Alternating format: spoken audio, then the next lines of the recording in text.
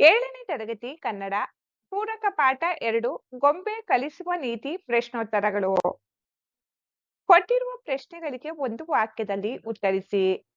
ಪ್ರಶ್ನೆ 1, ಜೀವನದಲ್ಲಿ ಸೋತವರಿಗೆ ಗೊಂಬೆಯು ಕೊಡುವ ಧೈರ್ಯವೇನು? ಉತ್ತರ: ಏನೇ ಬರಲಿ, ಯಾರಿಗೂ ಸೋತು ತಲೆಯ ಬಾಗದೆ ಎಂದಿಗೂ ನಾನು ಹೀಗೆಯೇ ನಗುತ್ತಾ ಇರುತ್ತೇನೆ ಎಂಬ ಧೈರ್ಯವನ್ನು ಗೊಂಬೆಯು ಕೊಡುತ್ತದೆ. ಪ್ರಶ್ನೆ 2, ಗೊಂಬೆ ಹೇಗೆ ತೂಗುತ್ತಿರುತ್ತದೆ?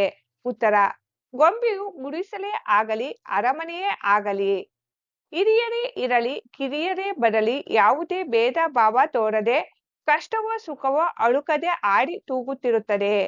ಪ್ರಶ್ನೆ 3, ತಾವು ಕಷ್ಟಪಟ್ಟರೂ ಲೋಕಕ್ಕೆ ಉಪಕಾರ ಮಾಡುವ 3 ಸಂಗತಿಗಳು ಯಾವುವು? ಉತ್ತರ: ತಾವು ಕಷ್ಟಪಟ್ಟರೂ ಲೋಕಕ್ಕೆ ಉಪಕಾರ ಮಾಡುವ 3 ಸಂಗತಿಗಳೆಂದರೆ: 1, ಮೈಯನ್ನು ಹಿಂಡಿ ನೊಂದರೂ ಸಿಹಿ ಕೊಡುವ ಕಬ್ಬು. 2, ತೇಯುತ್ತಿದ್ದರೂ ಪರಿಮಳ ಕೊಡುವ ಗಂಧ. 3, ತಾನು ಉರಿದರೂ ಮನೆಗೆ ಬೆಳಕು ತರುವ ದೀಪ. ಪ್ರಶ್ನೆ 4, ಗೊಂಬೆಯು ನಿಶ್ಚಲವಾಗುವುದು ಯಾವಾಗ? ಉತ್ತರ: ಗೊಂಬೆಯನ್ನು ಆಡಿಸುವಾತನ ಕೈ ಸೋತಾಗ ಗೊಂಬೆಯು ನಿಶ್ಚಲವಾಗುತ್ತದೆ. ಪ್ರಶ್ನೆ 5, ಗೊಂಬೆಯು ಹೇಳುವ ನೀತಿಯ ಸಾರಾಂಶವೇನು?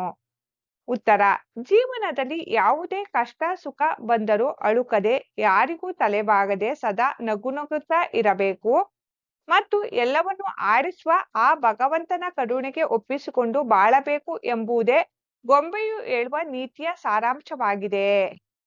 ಕೆಳಗಿನ ಕವಿ ಅಥವಾ ಸಾಹಿತಿಗಳ ಜನ್ಮಸ್ಥಳ, ಕಾಲ, ಬಿರುದು ಅಥವಾ ಪ್ರಶಸ್ತಿಗಳನ್ನು ಕುರಿತು ವಾಕ್ಯ ರೂಪದಲ್ಲಿ ಬರೆಯಿರಿ. ಕೃತಿಕಾರರ ಪರಿಚಯ: ಚಿ. ಉದಯಶಂಕರ್. ಚಿತ್ರ ಸಾಹಿತಿ: ಕಿತ್ತನಹಳ್ಳಿ ಸದಾಶಿವಯ್ಯನವರ ಪುತ್ರರಾದ ಚಿ. ಉದಯಶಂಕರ್ ಅವರು 1934 ಫೆಬ್ರವರಿ 18ರಂದು ಹೊಳೆನರಸೀಪುರದಲ್ಲಿ ಜನಿಸಿದರು. ಸಂತ ತುಕಾರಾಂ ಚಿತ್ರದ ಮೂಲಕ ಚಿತ್ರರಂಗ ಪ್ರವೇಶಿಸಿದ ಇವರು ತಮ್ಮ ವೃತ್ತಿ ಜೀವನದಲ್ಲಿ ಸುಮಾರು 4000 ಚಿತ್ರಗೀತೆಗಳನ್ನು ರಚಿಸಿದ್ದಾರೆ. ಮಾಮರವೆಲ್ಲೋ ಕೋಗಿಲೆಯಲ್ಲೋ, ಸ್ನೇಹದ ಕಡಲಲ್ಲಿ ಮುಂತಾದ ಸದಾ ಹಸಿರು ಹಾಡುಗಳನ್ನು ಬರೆದ ಇವರು ನಾಗರ ಹಾವು, ಜೀವನ ಚೈತ್ರ ಮುಂತಾದ ಚಿತ್ರಗಳ ಅದ್ಭುತ ಕೆಲಸಕ್ಕಾಗಿ ಹಲವು ಪ್ರಶಸ್ತಿಗಳನ್ನು ಪಡೆದಿದ್ದಾರೆ.